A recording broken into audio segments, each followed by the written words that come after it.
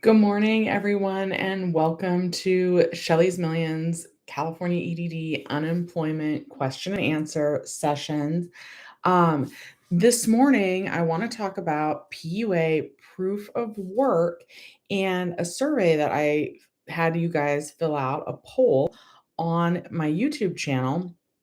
And the poll was asking about your status of your PUA proof of work. And first of all, I was really surprised to see that many of you, the most pop hand, let's go to the poll.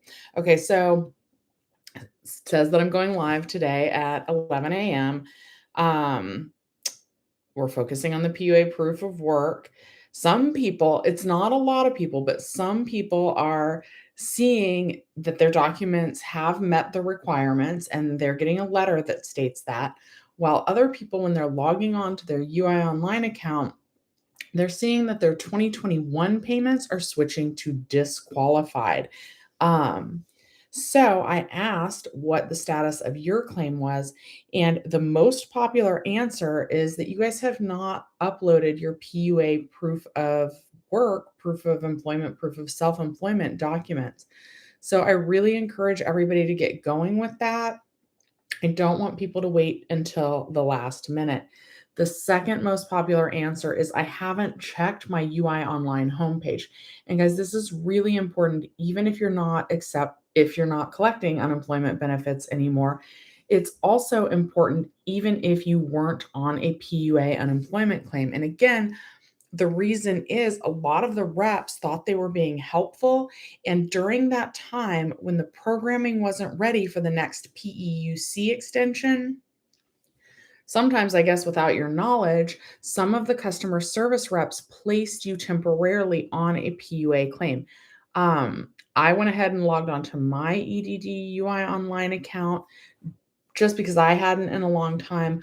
I was never placed on PUA. I don't need to upload documents, but I did need to change my password. And don't forget that coming up soon, they're going to be sending us the tax information for our unemployment benefits that we will need to include when we do our 2021 taxes. So you need to check your UI Online account and see if there's any actions that you need to take on your unemployment claim. The second thing that I want to say this morning is that I know a lot of people watched my affidavit video, and that's wonderful. There's not a guarantee that the EDD will accept that. A lot of people, even people unfortunately who have sent in their whole tax return, have been told that are seeing payments go to a disqualified status, mostly for 2021.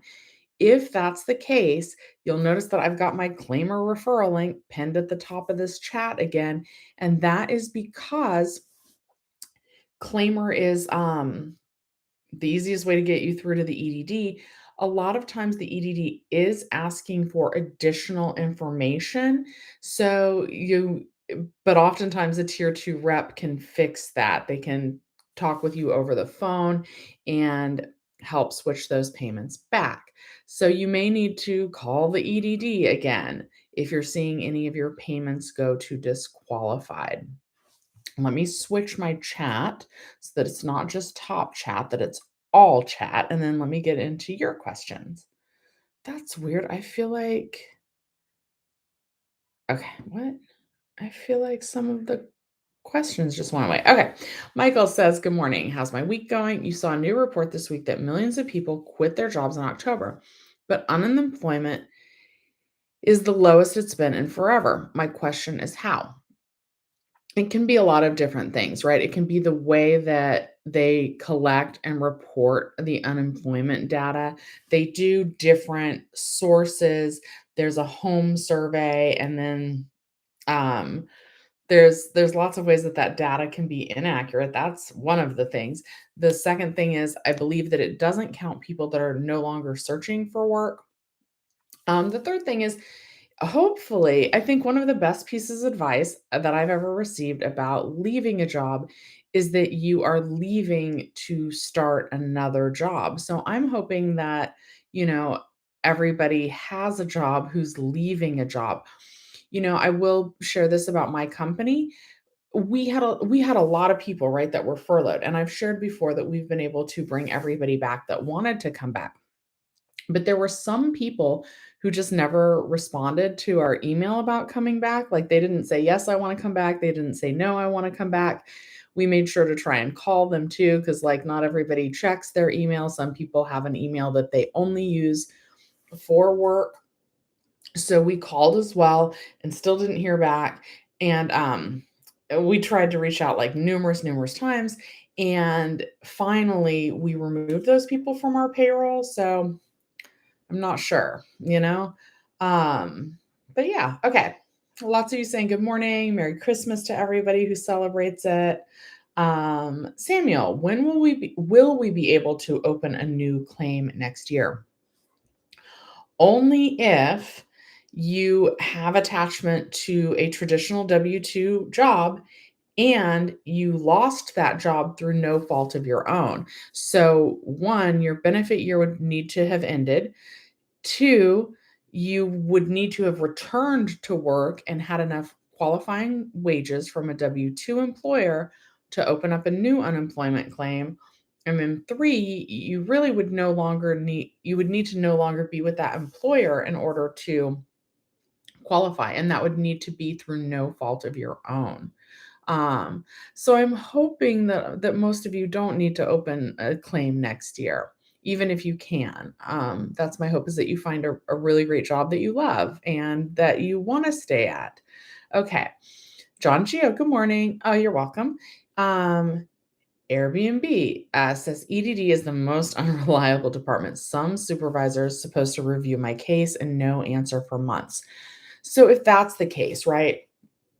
You've had an ongoing problem with the EDD. You've already called. They say someone's reviewing your case and you're not getting a response.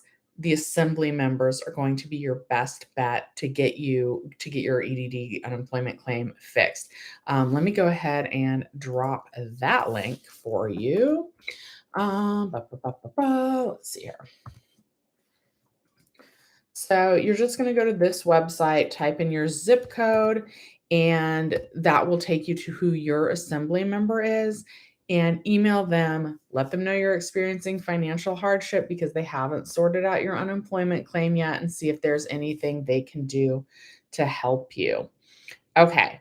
Mel 345, has anyone uploaded the affidavit and got it approved?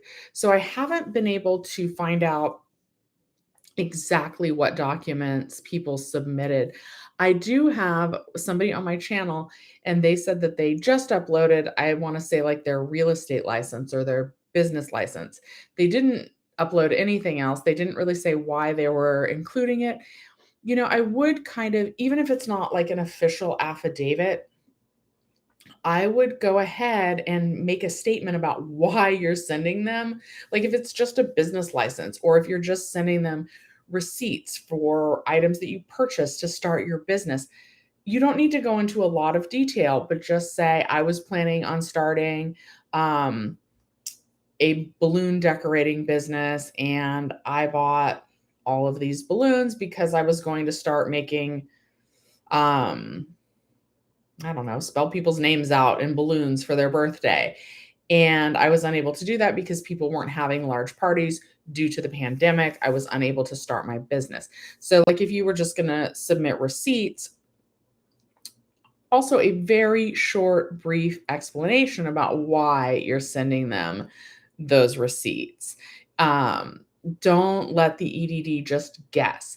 And on the same token, I know the EDD, my affidavit video that I made, I had a lot of people say, but Shelly, I was planning on returning to the workforce and I hadn't yet, and I couldn't because of lack of childcare. Technically, you know, I don't know if the EDD is just going to accept a statement saying that you had plans to return to the workforce. They really want to see something a little bit more concrete. You know what I mean? So the affidavit is better than sending nothing and just ignoring that they want you to upload documents. But unfortunately, there's not a guarantee that they're not going to ask you for additional information.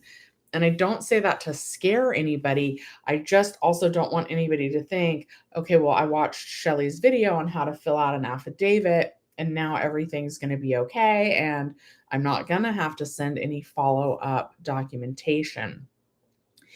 If you aren't able to provide an offer letter from a potential employer, if you don't submit like a business plan or something like that, then the EDD very likely is going to want to request more documentation from you.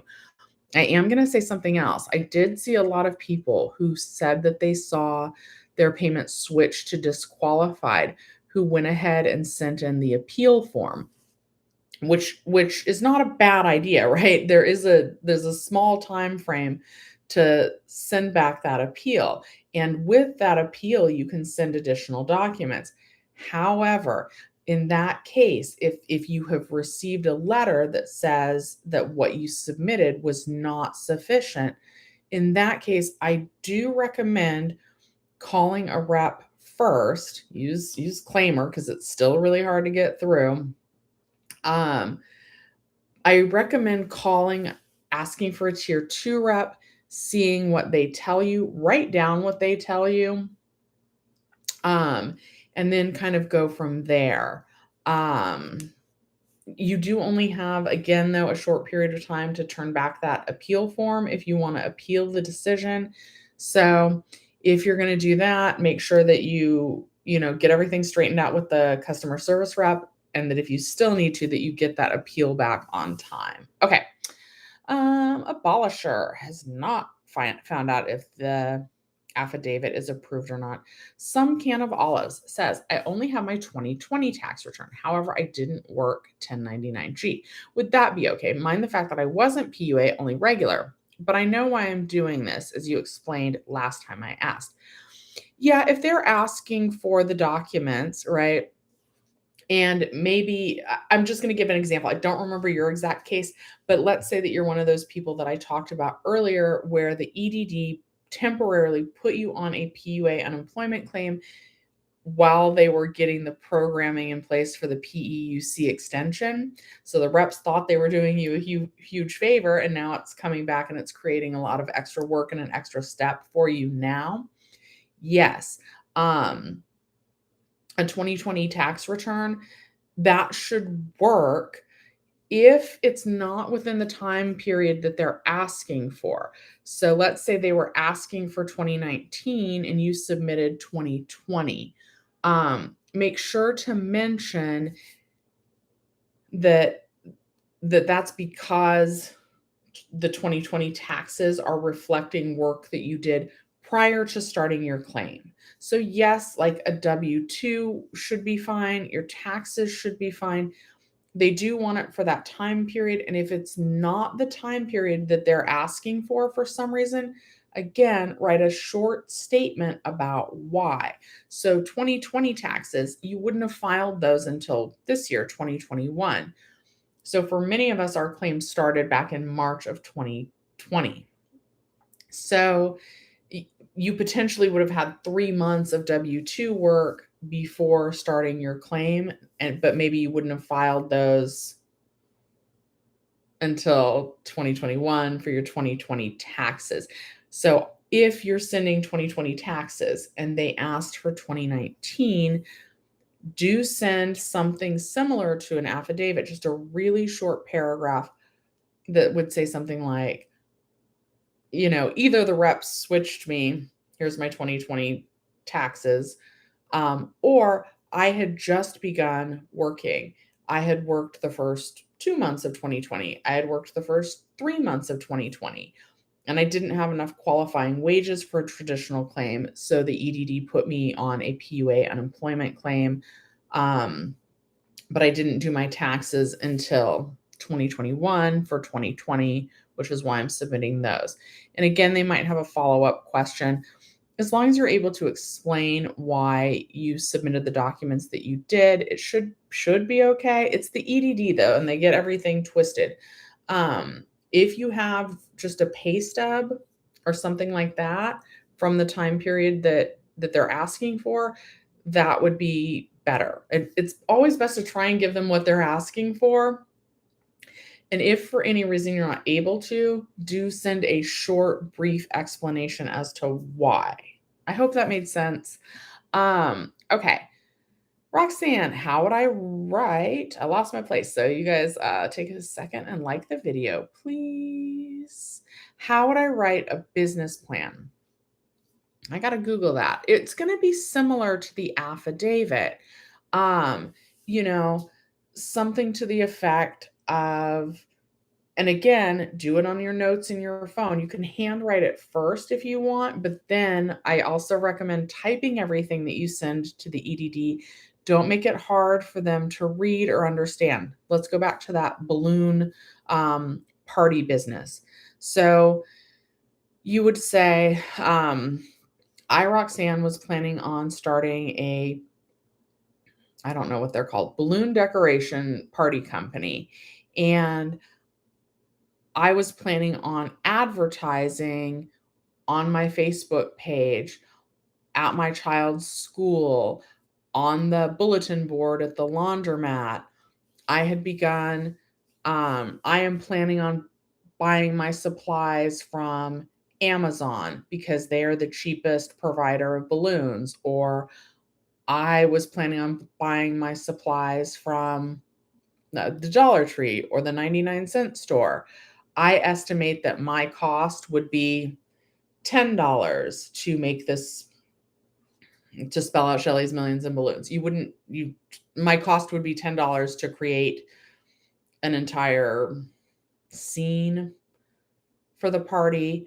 I'm going to charge this much. I expect to make this much. So actually, I feel like on the business plan, so basically, like, you want to show them like what the name of your business was going to be, how much your expenses were going to be, where you were going to conduct your business, like where you were going to put together the balloons that say Shelly's Millions, how you were going to transport them, what your costs were, and what you expected your profit to be. So those are not official though. So I will make a video on what's traditionally needed in a business plan. That's a good idea. Let me write that down actually. Okay. And guys, a lot of the things that I'm waiting on my specific contact to let me know about, he has not gotten back to me. I do want to say with the affidavits in the latest California EDD news release, they confirmed in writing that you don't need to to get that notarized. Okay. Business plan writing. I'll make a video on that. In theory, though, the business plan would have already been drawn up. Maybe it was just a loose idea in your head that you planned on starting. And then again, you would need to explain to the EDD why you weren't able to start that business. And it would need to say something like, but due to the pandemic, large gatherings were prohibited and there was a stay-at-home order and I was unable to start my business. Something like that. It needs to tie back into I was unable to do this due to the pandemic. Okay. Abolisher. I already found a job and I'm working next Wednesday. That is awesome. Congratulations. Samuel, you're welcome. Okay. Oh, okay. Perfect. Abolisher, you're going to go ahead and let them know that you have found employment. That's not necessary to let them know that. I know that a lot of you want to kind of show the EDD that your intentions are good. And on the one hand, there's nothing wrong with saying, and hey, now I'm back in the workforce. On the other hand, I do worry. I just want to encourage everybody to keep it really simple. Don't worry too much about including things that they didn't ask for. Just try and make it really simple, as if you were explaining to a child your business plan, your situation, that kind of thing. You want to just make it as easy for the EDD to understand as possible. Keep it simple, keep it factual. Okay. Bren says, I'm having issues trying to file since I worked for the state, which they consider it being a federal job. Any advice would be greatly appreciated. So, Bren, what you could potentially do is actually call the EDD. I know that that's easier said than done. Call them and see if there is a rep that can help you file your claim with you over the phone. That might be an option for you. You could potentially see if your assembly member could help you with that. I know that for federal employees, it is a little bit different.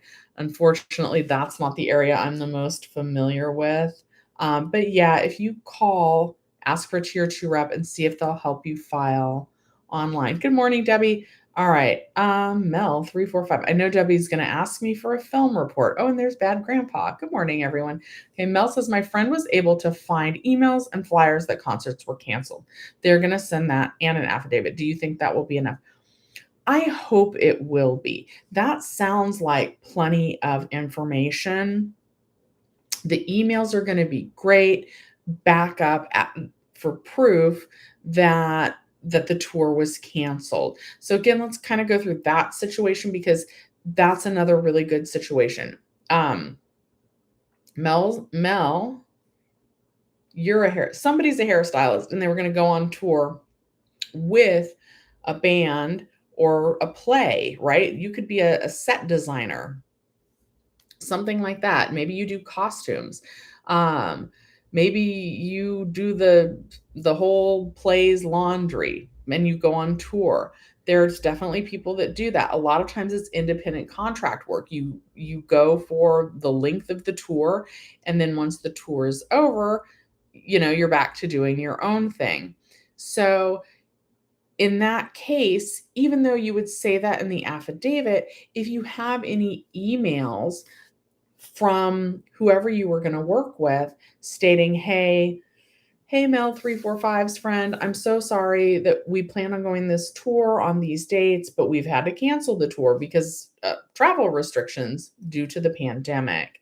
Any email that you have during the dates that they requested that can basically confirm your affidavit, it's going to help. I can't guarantee that the EDD will accept anything. Some people have even submitted their tax returns and they have been told that that's not enough. Now, again, it's possible that they just sent their tax returns and they didn't, say, hey, I was self-employed, or that they didn't explain it. I'm not sure why a tax return wouldn't have been accepted. So that's the thing about the EDD is that oftentimes it doesn't even work how the EDD tells us it's supposed to work. So all I can say is do your best. That seems to be a really solid group of information to me, both the affidavit with emails backing up that you were going to go on tour and letting you know that the tour was canceled, letting your friend know that the tour was canceled. But it's the EDD, so I can't quite guarantee that.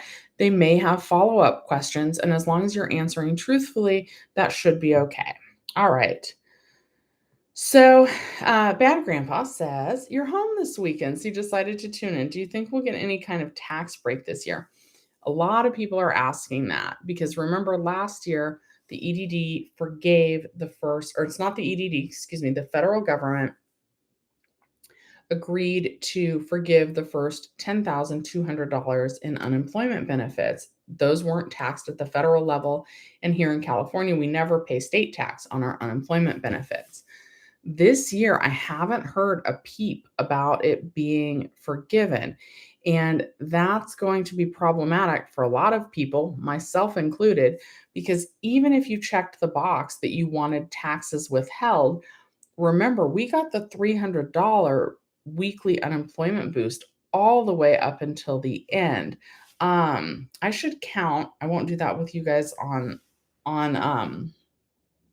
the live, but that's a lot of weeks of the $300 weekly boost. And even at 10%, that's going to be a pretty hefty tax amount.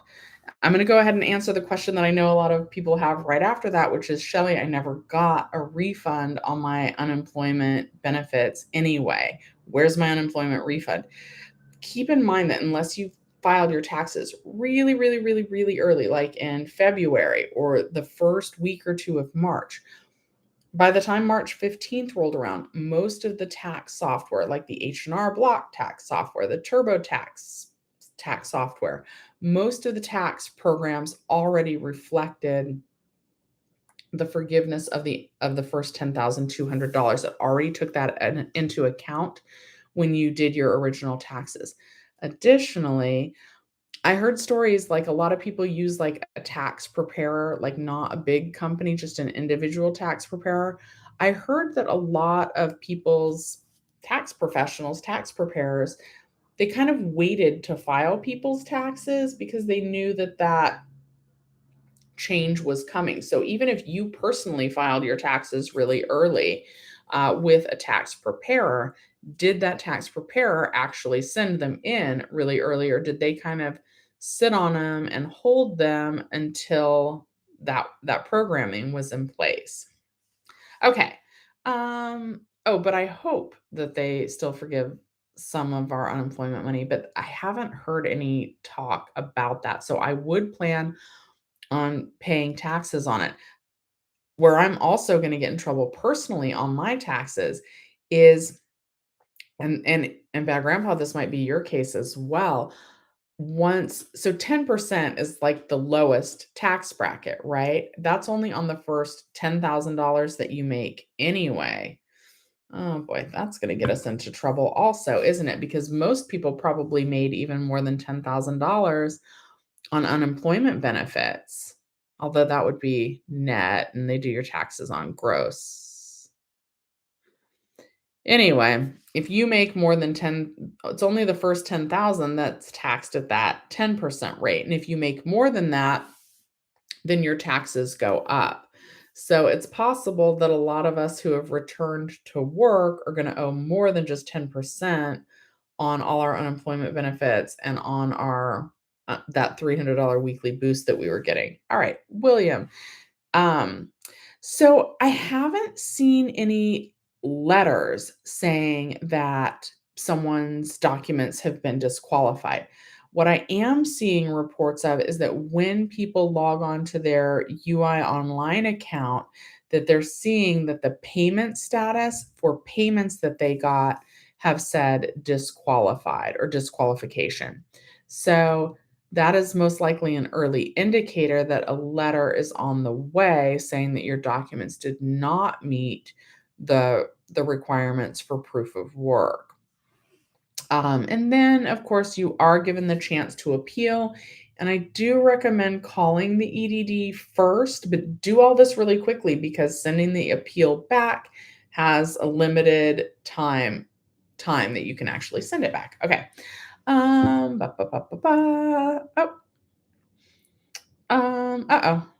I lost my place, so you guys know that means to take a moment and like the video. I'm gonna take a sip of coffee also.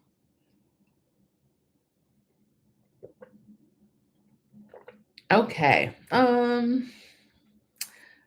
Alicia says, have I seen anyone get approved that didn't send in a W-2 or a Schedule C?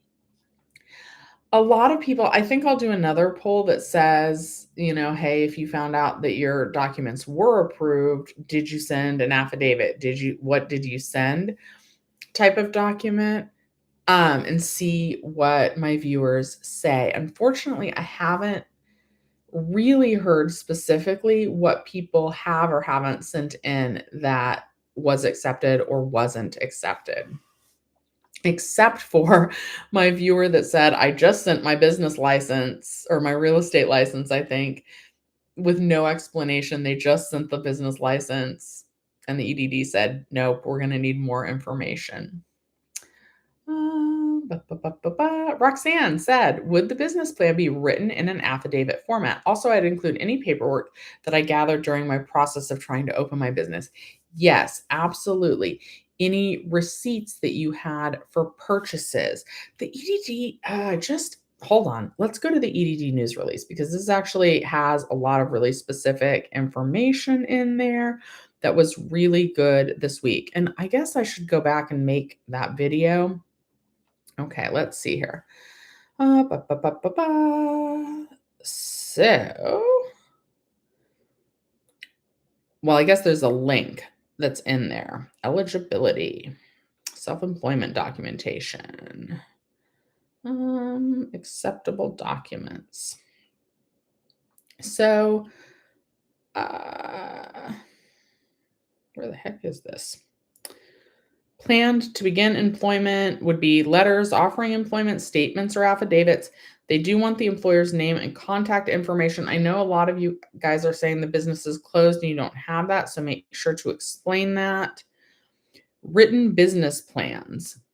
It just says written business plans. You must submit at least one form of documents. This list is not comprehensive, and other records or documents may be used as proof. Documentation does not need to cover the entire period when you are working. Providing more than one document could help support review of proof of your employment. So yes, I thought I saw something really good. Now I'm not seeing it. Anyway, so the more documents you have, the better. So yes, if you purchased anything to start your business, I know there's a YouTuber that I watch, and he actually bought a vehicle because he started a couch. Sorry guys, I was so tired this morning. I got home really late from work last night. Always the case on Sunday night, or Monday, Sunday, Saturday night. Anyway, I know somebody who started a furniture flipping business. They actually started that during the pandemic, which by the way is something that really interests me, but like I've had a patio furniture in my backyard that I've been meaning to resurface and stain for like a long time, and it's just been sitting there. I've had the supplies for over a year and it's just sitting there. Anyway, he bought a truck so that he could do furniture flipping. So he's even able to write off his vehicle, and now he's like upgrading. His channel, by the way, is called Mission Side Hustle, and I think he's trying to turn $500 into $1 million. It's really kind of a cool concept for a channel. So yeah, he's working his way up, and he's flipping furniture. Now he's off to like buying storage units and things like that. But yeah, so some people have even bought vehicles. So if you said, like if you're making those balloon letters, right? If I were buying it, if you really were making a Shelly's Millions one, I'm going to want like a huge one, right? Have you seen these like marry me balloon things? Or like, let's say I wanted to celebrate hitting 30,000 subscribers. Those are huge. You're not going to blow them all up at the party. You'd be there for hours. So maybe you need a vehicle to transport that. Maybe you even bought one in anticipation of your business taking off. Like you would need a way to transport the goods. So yes, any sales receipts that you have, any invoices, any emails that you sent regarding starting your business, potential clients, things like that are going to help back up your claim. So yes, submit more than one document. Do submit a short explanation. And yes, I'm like I said, I haven't researched a business plan. When I started the channel, right, I didn't know it was going to be a business. So I started the channel and then I scrambled to do everything backwards. Since I'm using part of my house, I did need to register Shelly's Millions as a business with my home address. But I retroactively had that information. I didn't know that when I started the channel. And unfortunately, I think that's like the case for a lot of people. One of the things that the EDD wanted is like bank statements, but from a business account. And you guys, I'm embarrassed to admit this because I do want to give out financial advice. And Catherine Manning said that she didn't do it. She's a big, like YouTube how-to person. I haven't separated out my business accounts yet. They're all mixed in with my personal accounts. I know I'm able to explain, but like somebody's going to have to be like, oh, they're going to have to figure out how much percentage of my phone that I usually use for filming is due to my business versus like how much is due for personal use. Did I really buy this for the channel, or is this personal? Oh, this guy looks like he's anyway, you know what I mean? Like they're going to have to figure that out, and mine's all mixed in together, which is not advisable. But my point in saying that is just that I know a lot of people are in the same boat with their record keeping. So the more you send, though, that substantiates that you were about to start a business, the better that's going to be. And yeah, I would think it's going to be similar to an affidavit, but I do want to actually look that up. I bet you Jenny Silver already has a video on it. And what else did I want to say about that? Submit backup documents, and they may still have questions that you have to answer. Oh, type it was was what I was going to say, I think. Even if it's just on the notes app on your phone, please, please, please type it, because again, and just make it factual. It doesn't If it's a business plan, you might want to, what your expenses were, the name of your business, where you're going to conduct your business, how you were going to transport the items for your business, if it's something like furniture flipping or balloon party building, and any invoices and any supplies that you already bought. Maybe even, I don't know if this would do it, but like maybe if you had text or emails would be better with a friend where you're bouncing off ideas. Like, I don't know, maybe if I needed to provide this proof, I would find text messages where I was like, "Mom, hey, I'm thinking about starting a YouTube channel." Like, and that would be in the time frame that they were asking for. Maybe you could do that. It helps solidify that yes, the wheels were in motion before you started collecting unemployment benefits to start your own business. So anything that you can send to substantiate that is going to be helpful.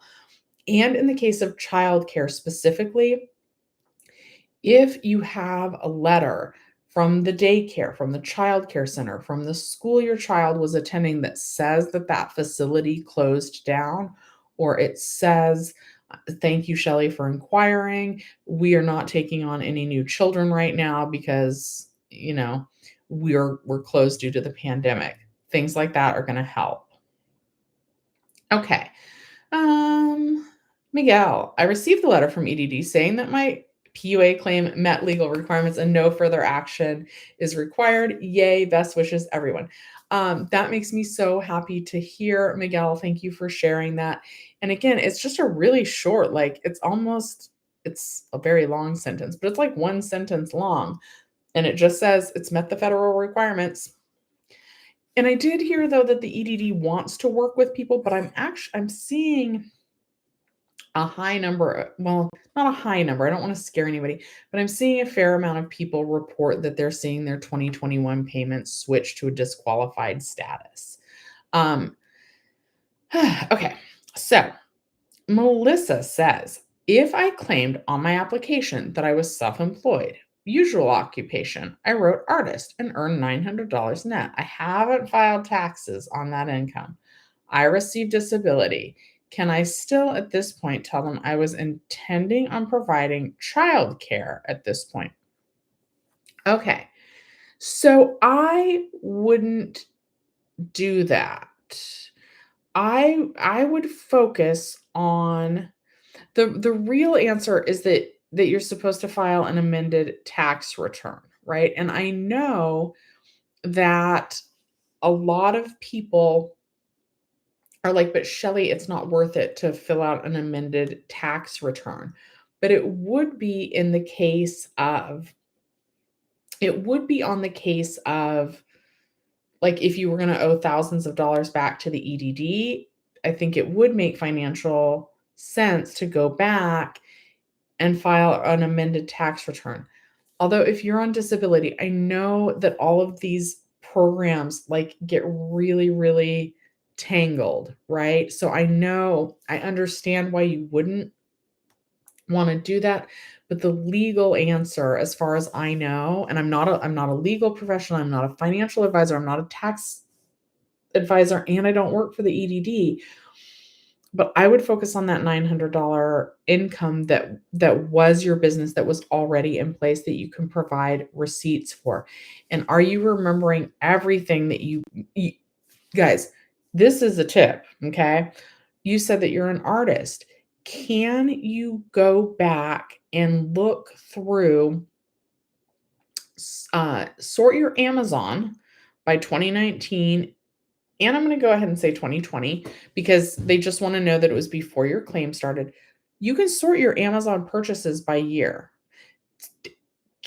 Maybe there was something that you forgot: paintbrushes, canvases, beads, yarn. I'm not sure what your exact business is. Maybe there's expenses that you forgot about that you actually do have the receipts for. And also, I'm so proud of you for making $900 on your art net. That seems pretty good. Makes me think that you were probably pretty good at it. Um, if if you wanna do the childcare because that's the business that you had in mind that you hadn't started yet, you I you can, as long as you can provide them the business plan, but I can't guarantee that they're not gonna have follow-up questions.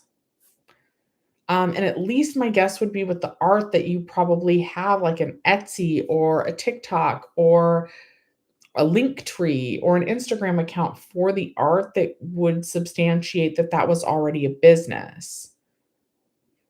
Um, so yeah, you can do the childcare, but keep in mind with childcare, I think that you need to have like a proper like license for that. So, and I don't know what's required for that. So I'm not sure if like you would have needed to have gone through like a certification or a home inspection or something like that. But I know if you're using your home as a place of business, there's often a lot of requirements that go along with that.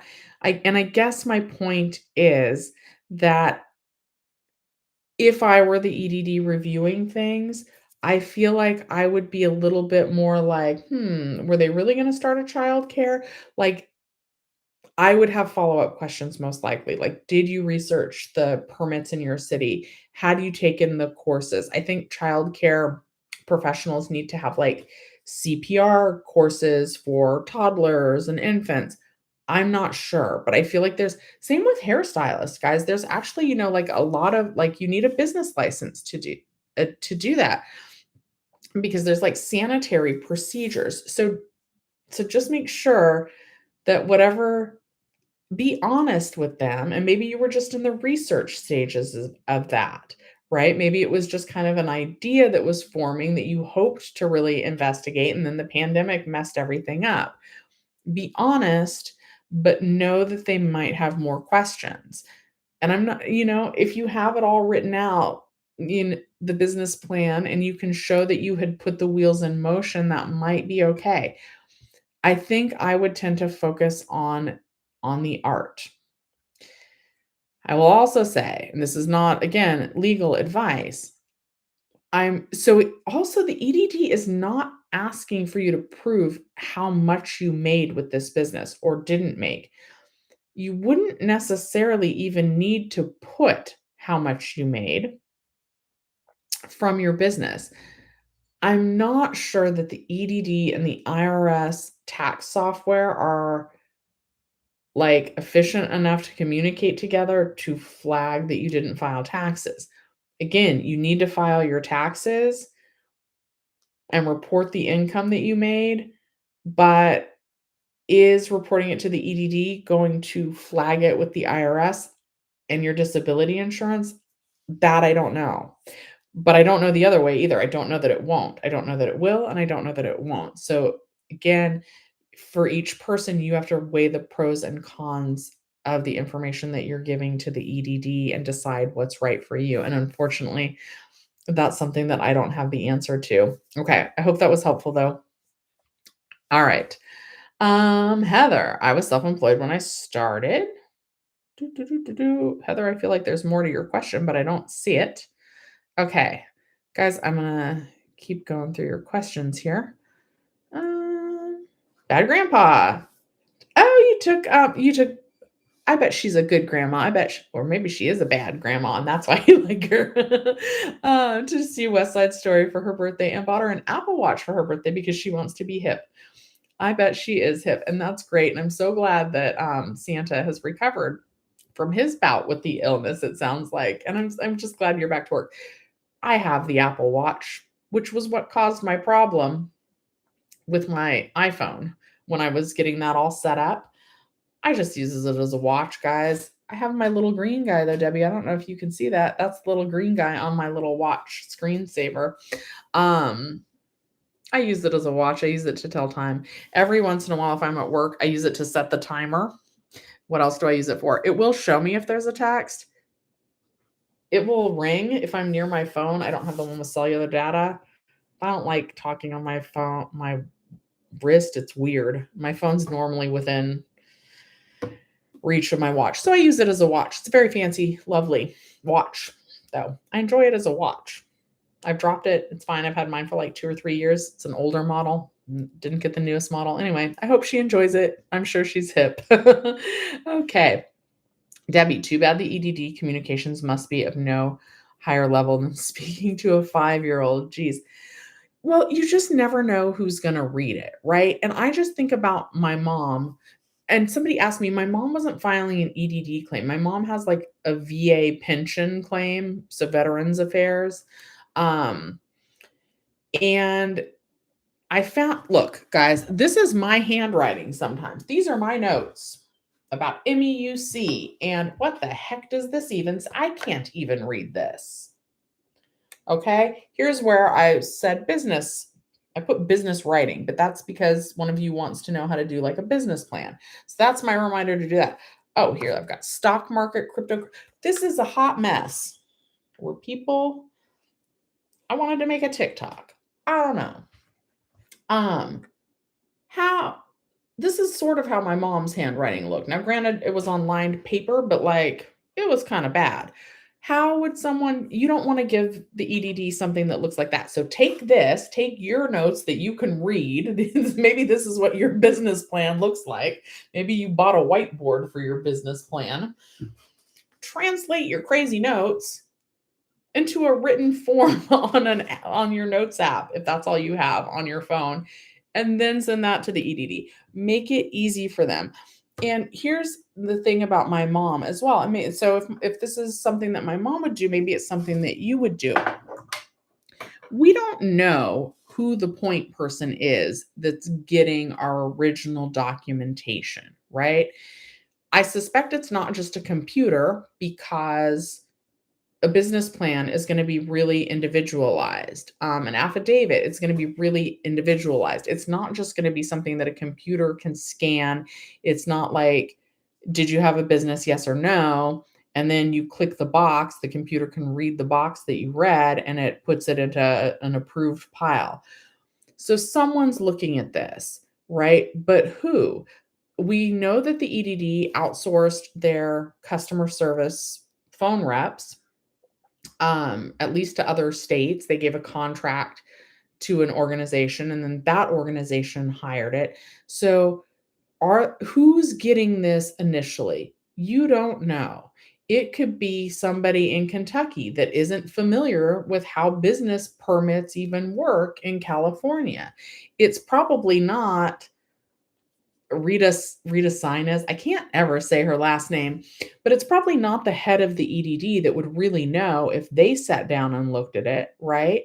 Even at work, I have other people who look at emails first, and then if they can't figure it out, that's when I would step in, right? So you do want to assume it's like a 5-year-old when you're explaining this.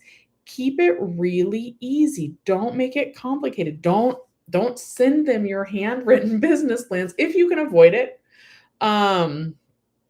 If that's all you have, that's all you have. But I do suggest, and if you don't have a computer, you want to use a computer, your local library will let you use their computers for free. So go ahead and use that.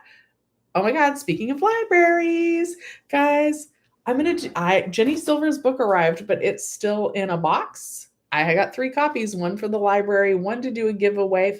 Make sure to follow me on Instagram. I'm Shelly's_millions on Instagram. Because I might do the giveaway that way, but I'm going to be giving away one of her books to a viewer. I don't know if it's going to arrive by Christmas, but I also pinned the link to her book as the top comment along with my claimer link in case you need to call the EDD to investigate the proof of employment. But yeah, I mean, I don't know, guys. I feel like I always want to explain things like I'm talking to a 5-year-old. It's not, like I want to make it as easy on people as possible. And I've actually had people tell me that that's what they like about the channel. I've had people say English isn't my native language, and Shelly, you explain it in a way where I can understand it. I've had people tell me that they're autistic and they have trouble with certain things, and that the way I break it down on the channel, they really like it. I've had people say that I speak slowly and so they can understand it. So I kind of like always go into things with that mentality because I feel like then you have the best chances of having your message understood. It's not meant to talk down to anybody. It's meant to be like more encompassing. So yeah, I would, sort of a shame, but also understandable that we would need to explain it like a 5-year-old to them. Okay, let's see here. I mentioned that people have gotten their tax returns rejected. I may have said tax returns. I didn't. Oh, sorry. So their tax returns aren't rejected like from the IRS. I have seen people who submitted their tax documents as forms of proof of employment. All of this is pretty recent, right? They haven't been asking for PUA proof of employment for very long. And what they're seeing is that their payments that for 2021 on their UI online homepage are switching to disqualified. So basically the EDD is saying like, hey, send more information. It's not everyone. Most people I have found have not even heard one way or the other. But if all you sent is your taxes, I would always send that kind of the explanation to a 5-year-old, the really short and factual and typewritten along with it. I'm sending you my tax returns that shows that I worked for a W-2 employer. I'm showing you my Schedule C that proves I was self-employed. Just a little sentence about why you're sending the document that you're sending. Okay. Oh shoot. Why didn't I ask Miguel that? Is Miguel still in here? What did Miguel send? Sometimes Shelly's millions is Shelly's mindless. I'm sorry. Hopefully he answers that and I just haven't figured it out yet. Do I know anything about a data banner? No. Melissa, I received a disqualification letter over a phone decision. So you would want to appeal that, Melissa. Make sure to appeal that, it sounds like. Also for that, make sure to reach out to your assembly member and see if they can help you with that. But make sure that you meet the deadline for filing the appeal on that. Okay. You're welcome. 325 and Mel 345. People have been getting their disqualified when they submit their information. So they're not getting the letters yet that I've seen. What's happening is they are like, when am I going to get that letter? And so, like when it was time to certify, we would, go on right away. So people are checking their UI online accounts a little bit more frequently. And then they're seeing that their payments have switched to disqualified in some cases, not all. So Miguel only, thank goodness that he shared that. Thank you, Debbie, for asking that. Miguel sent just his 2019 Schedule C, and he got the letter that what he submitted was sufficient. Alicia, okay. Yeah, I will make that video. Mel 345. So are they letting people know immediately if their documents are approved? No. They're letting people know immediately that they got confirmation that their documents were received. Most people seem to have not heard anything one way or the other. Some people are getting letters that say, what you submitted meets the federal requirements. And it's a really short sentence that says that. And then other people, when they log in and check their UI online accounts, are seeing that their status switched to disqualified. There are some reports, though, that if you call the EDD and ask for a tier 2 rep, that they might be able to fix that disqualification. So it might be worth calling if you see your payment status switch to disqualified. Hi, I love podcasts. I love podcasts. I'm going to be on a podcast today. I've never done that. I think we're doing it over Zoom. So I'm kind of excited about that. Spell legacy like death. Do I ever do call-in chats like via StreamYard? I haven't yet. I did just purchase StreamYard as a business expense for my business, but I haven't played around with it at all yet. So I haven't done any call-in chats. First, last, just tuning in. But what do you have to do if you're no longer on unemployment? If you're still in here, this is from 11:33. Log onto your UI online account and see if you need to submit any documents, if there's any action items on your unemployment claim, and then go from there. Judy, are your tax returns enough? They were for Miguel. I would still maybe include a really brief sentence, paragraph, but brief and factual about why you're sending them your tax return, like what you're aiming to show them by submitting that. I'm going to take a drink of coffee. If you guys haven't, please like the video. Chrissy, I was accepted for the extension. I've been certifying for 12 weeks and I haven't gotten paid. It says pending. I was supposed to certify last night, and when I went to do it, I couldn't. So was that the DNCP, the delayed new claim payment program? Is it possible that you have used all of the eligible weeks under that program? Most of the extension and the actual extension ended. So that would have needed to really be the deferred new claim payment. And that would actually be a whole new claim. And a lot of people's claims are actually coming to an end. If it says that it's been pending for that long, though, I would call a rep and find out why, because it shouldn't be pending for 12 weeks. Melissa, I was just granted benefits after an appeal regarding my ID, and now I'm disqualified to receive the payments because of proof of employment documents. I'm so sorry that you're going through that, Melissa. I really, really am. Do I have to file taxes on the $900 for 2019? Is that still possible? My deadline to appeal is on December 22nd. Let me see. I'm going to Google deadline to file an amended tax return. Deadline to file deadline to file late taxes. That seems like it. How to file your taxes late. File late taxes. File missing returns. Maybe it's a missing return. How long do I have to file late taxes? How much to owe? Los Angeles, re-resolve your...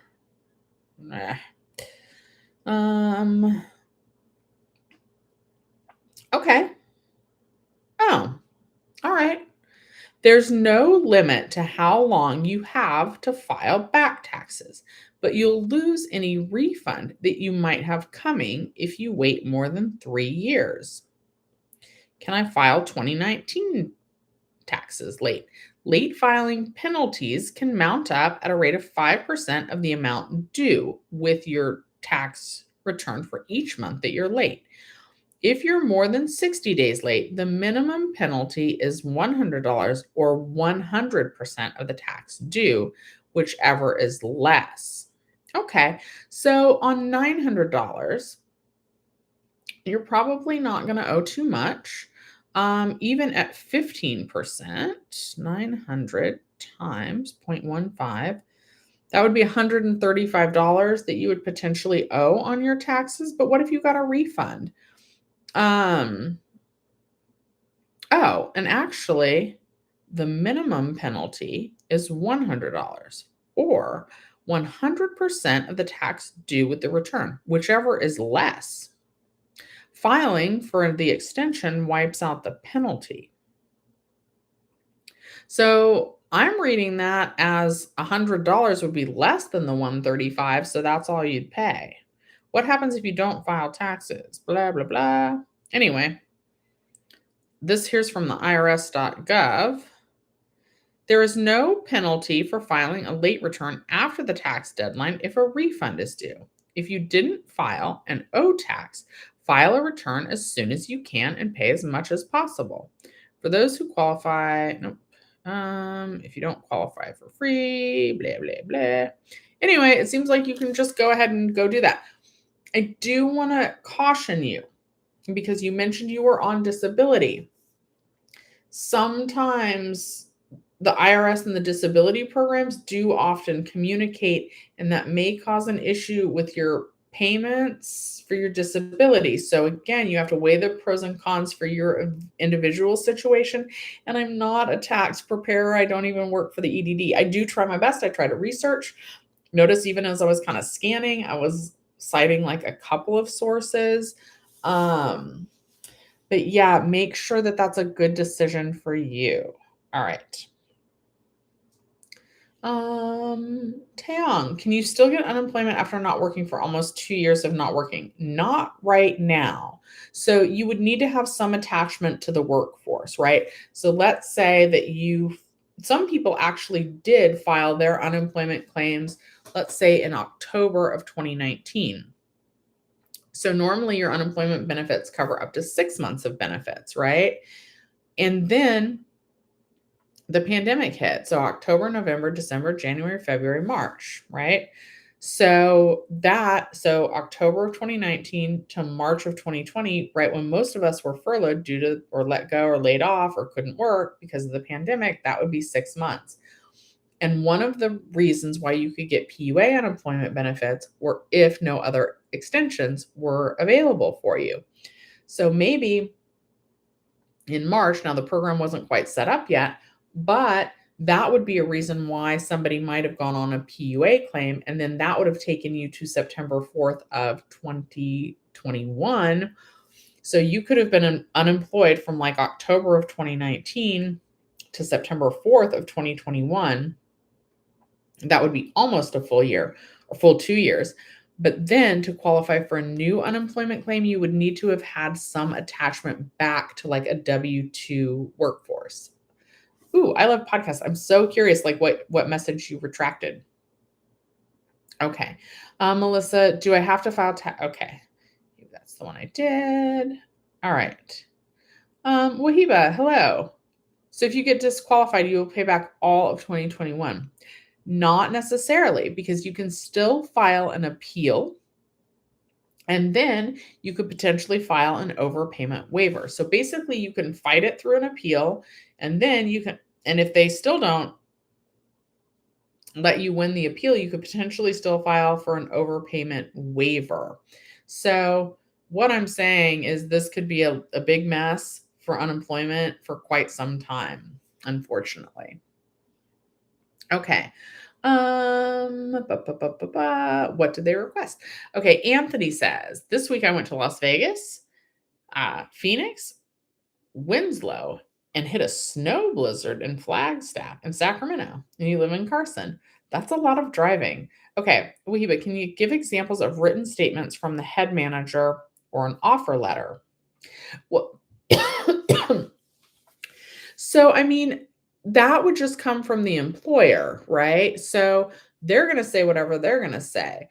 I would ask them to, it's supposed to have like a start date of employment, like probably an hourly wage and like a job, the position or title that you were going to hold. So that's going to be different from each company. But it would say, hi, Shelly's Millions was going to hire Wahiba to respond to comments on my channel, making $15 an hour. My channel didn't do well during the pandemic, and I was unable to offer that job, or I was not at my second job anymore, so I was able to do the comments myself. Whatever the individual statement is from the employer that is true for your situation would be what it is. Do we have to pay back unemployment? Potentially, but again, even if they find that you're disqualified, you would want to file an appeal and then request an overpayment waiver. Brandy sent my 2019 entire tax return with Schedule C and got disqualified. I called in and the tier 2 reviewed and switched it back to paid. Okay.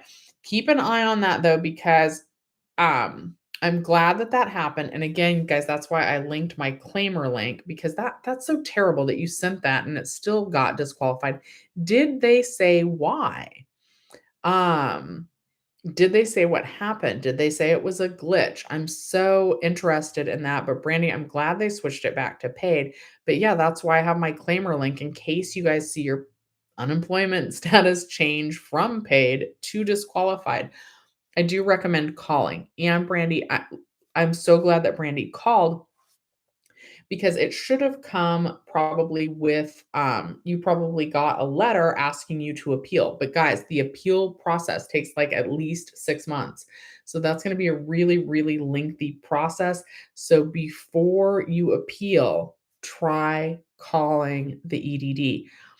But please, please, Brandy, I still want you to write down the date that you spoke to that rep and what exactly they said, because I am a little bit nervous. Now, hopefully you saw the payment switch back to paid right away, but I'm nervous about these reps, like forgetting to do a step, forgetting to enter the notes that they approved it back, and then somehow missing the deadline for an appeal.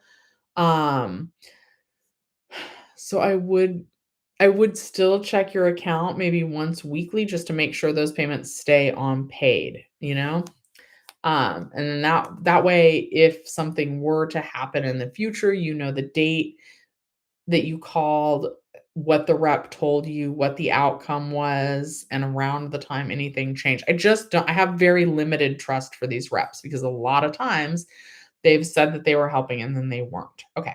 I'm going to take a few more questions. I'll tell Debbie about the movies and then I'll get going. Okay. So, Mel says, I guess I'm confused. When people are saying they're disqualified, are they referring to now or during the pandemic? So, what they're seeing, right? Most people don't qualify for a new claim right now. So, what people are seeing, on the payment status of the money that you got, so you already got it and it said paid. What they're seeing now is that all those payments are now saying disqualified. And if you see that the payments from 2021 switch to disqualified, that potentially would indicate that you're going to get a letter saying that what you submitted as proof was not acceptable. So they're seeing payments that were already paid from during the pandemic now say disqualified. And that's what would indicate that they're going to try and collect an overpayment from you. But I don't want, as much as I want you guys to be aware that could happen and to check, because you might see the status switch to disqualified online before you get a letter. Like Brandy said, I'm sure it wasn't fun for Brandy to call, but she called, spoke to a tier 2 rep, and they were able to switch them back to paid. They probably had a couple of follow-up questions for her, and then they were able to, I'm not sure what Brandy's process was exactly, but they switched it back to paid. So that's going to be your first step. If you do see your payments switch to disqualified, is to call them and see if they can do what they did for Brandy, ask for the tier 2 rep and see if they can switch them back to paid. I'm sorry that this is definitely the nightmare before Christmas. I have those toys too. I need to have that handy for that. That makes Baby Yoda sad that we got to go through this right before Christmas. Anyway, okay. So Miguel says, when I started PUA in March 15th of 2020, the application asked for my 2019 income. And so the front page of my 2019 front page matched what I submitted along with my Schedule C. Now, Miguel, that's interesting, because I think that, so this got all messed up and wonky too. by March 15th, that was the same day I was furloughed, we did know that people who were self-employed were going to be able to receive unemployment benefits. But the PUA unemployment program hadn't been set up properly in the unemployment's like database, basically. So were you originally applying for regular unemployment? Because I don't think you could do that yet on March 15th. And then I think that was in April, like April 9th or April 28th or something like that. Do you think they're still helping people in what they submit to them? Yes, like an assembly member would still help. The customer service reps would still help. Uh-oh, Rhea's family. Do we have no, I got that. Do you have to pay it back? Potentially, if your payment status switched to disqualified, you could. Right. Yeah, Mel, that's what I was thinking. It was like sometime in April. So, Miguel, when you applied, what happened with that? So, or did you have W-2 income as well? I'm a little bit confused about. Anyway, Miguel's claim is working out. That's good news. And I know that like a lot of my friends applied for unemployment benefits who actually were self-employed. It just took a while for their claims to actually get paid. And they kind of had to like resubmit. Things got a little wonky for the PUA people in like February, March, April with everything. Like a lot of people, yeah, had to like reapply. And so the Reyes family, you could potentially have to pay back benefits. But I mean, obviously, like Jenny, I think, and I are probably going to try and help give you guys all the information. So if you saw that your payment status on your UI Online homepage switched to disqualified, or you get a letter that the documents you submitted were not okay, yes, you would need to pay back unemployment benefits. But depending on your situation, you could appeal it or you could request an overpayment waiver. Now, my contact at the EDD told me that those are separate things. So, if an appeal means that you disagree, yours says duplicate and NA. So, duplicate means that you certified both online and over the phone, or online and with a paper certification. NA usually means that there's no more weeks under the program to collect. So that's normally what you will, like they didn't have a second week to certify. So the second week normally would show NA or something like that. NA often means that like, okay, you had 1 week of benefits, but not a second week. And the duplicate usually means that you certified on the phone and online the same certification twice. But if you have any questions, you can call the EDD. Okay, so let's wrap this up with a, oh, you have a claim balance and a new ending date. That's awesome. I'm so glad for you. Okay, Victor, is copies of a tax return? Yes, it should be. But again, I'd send a small statement about like what you're showing them in the tax return.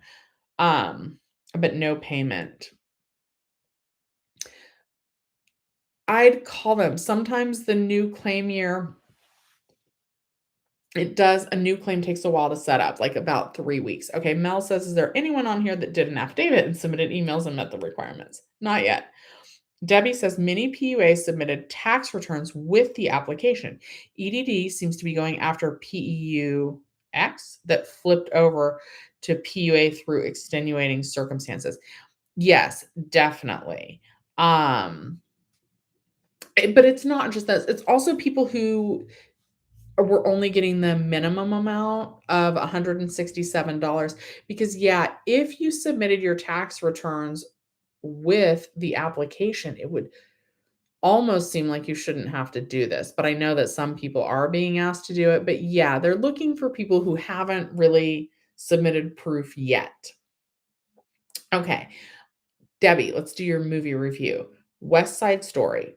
That's the #1 movie this week. People are loving it. I haven't seen it. I've only seen the original once. There's a big taboo because the I don't want to mess this up. The lead character Maria isn't played like they could have cast the role by I think she's Puerto Rican. They didn't cast a Puerto Rican in the role. I think they cast a Dominican Republican actor.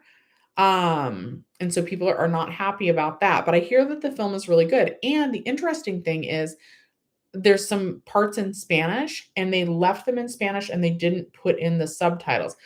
I think it's kind of like, okay, I'm not an opera fan. I love a musical, don't love an opera, or at least not yet. Maybe I don't know how to, maybe my taste will change as I grow older. Anyway, I love the scene where in Pretty Woman, she goes to the opera. But anyway, in the opera, right, they don't sing in English, right? It's like Italian.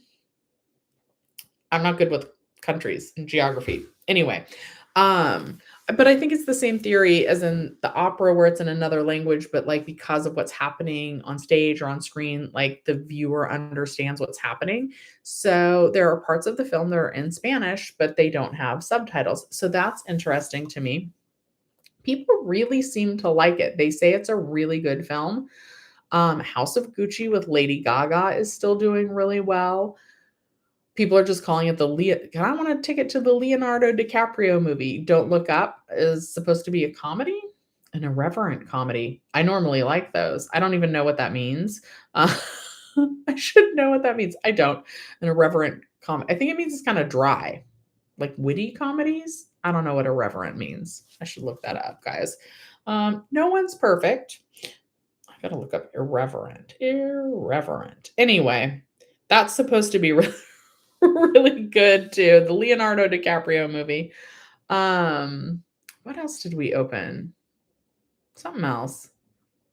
Oh, Being the Ricardos, which is about Lucille Ball. That's going to be on Amazon Prime though soon, guys. Okay, irreverent, showing a lack of respect for people or things that are generally taken seriously. So it's poking fun at. It's a movie where it's poking fun at something. Anyway, so people like that. Okay. And I don't see any more questions. Weedleman at the at the end. Can I get my last 900 if I'm working now? It depends. You need to report your earnings and this would need to be on a new claim. Like if you just have a claim balance of 900, but that was part of a program that had already expired, then no, you wouldn't. If you have a claim balance and you've returned to work, Reyes family, I feel like I got yours. I totally got yours. Didn't I? Anyway, okay, so Weedleman, ask it again, Reyes family. If I missed part of your question, will you ask it again, please? I'm so sorry. Okay, so if it's part of a new claim within your benefit year, just certify and report how much you made and then let them decide based on the math if you qualify for any unemployment benefits or not. And it's going to depend. I would continue to certify even after you've gone back to work for at least 4 weeks to see if you qualify for anything or not. I don't know. The Lucy movie looks good to me, but it's not getting as much attendance. I think because it soon. Okay. Marty says, would an affidavit, an Amazon receipt, and PayPal statements suffice? That seems like it would help. So think about if you were telling yourself, right? If this is what you were showing you, right? Would you be like, oh yeah, they were totally going to start a business? Would you basically and it sucks that we have to do this, but you're trying to get the EDD to believe that you legitimately were going to start a business prior to your unemployment claim, before you were receiving benefits. That's what they're looking for. To me, and the thing is, like, I don't know, right, what the EDD is going to accept and what they're not. We had Brenda say that she submitted her taxes and they marked it as disqualified and she had to call. So I don't work for the EDD. I don't know what's going on in their heads, and I'm not a tax professional. I'm just good at like reading these things and sorting it out and trying to help people, but I can never guarantee that they'll do that. That definitely seems like if you've got Amazon receipts and PayPal statements, and an affidavit, to me, I feel like I would accept that. I would be like, "Oh, yeah, that's a cool business that you had." Basket weaving. I don't know what you do. Um, but, like, I feel like that would be proof on the PayPal statements. Try and make sure that it's for the time period that they're asking for. And yeah, Mel 345, if you don't have a tax return, so the affidavit is kind of like it's the most iffy statement, right? Because it's basically taking you at your word, right? Without much else to back it up. So, like, an affidavit alone is kind of the weakest form of proof. An affidavit along with a letter that your child care center was closed or your child's school was closed. That's going to be a stronger case. Or in Wiedelman's case, an affidavit with no, it wasn't Wiedelman, was it? An affidavit with PayPal statements and Amazon purchases. That's going to be a stronger case. Like, basically, you want to build as strong of a case as you can, but that's going to be different from everybody. If all you have is an affidavit and you're not able to send anything else, you have to at least try to do that, right? You can't just ignore it and say, well, I don't have anything else, so I'm just going to ignore it. That's going to create worse problems. So if you can find anything else, text, like I even mentioned, like maybe a text. I texted my mom, I want to start a YouTube channel. And she was like, "Why would people wanna listen to you?" But anyway, um, like, that backs up the fact, and I had that text that's to my mom is before I started the channel. Of course, the channel didn't quite turn out to be what I thought it was gonna be about, but it substantiates the fact that I was planning on starting YouTube before I actually started YouTube. So, anything that you can submit beyond the affidavit is gonna help your case, essentially. But yeah, it'll help. And try not to worry about it. Mel, I can tell you're worried about it, right?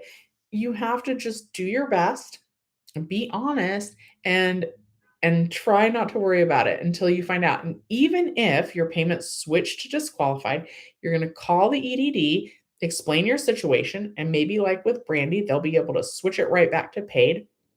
Or you have the option to appeal, and you should be able to file a waiver where even if they found that you owed money, then you could still ask for them to waive paying it back. And so Reyes family, that's kind of the question for you. So if you're certifying Reyes family and not getting payments, you're going to want to call them. It takes about 3 weeks for a new claim to get going, because you're saying you have a balance, you have a new benefit year, but you're not getting paid out on it. And that can be so many different things. You can also email your assembly member on that one. Okay.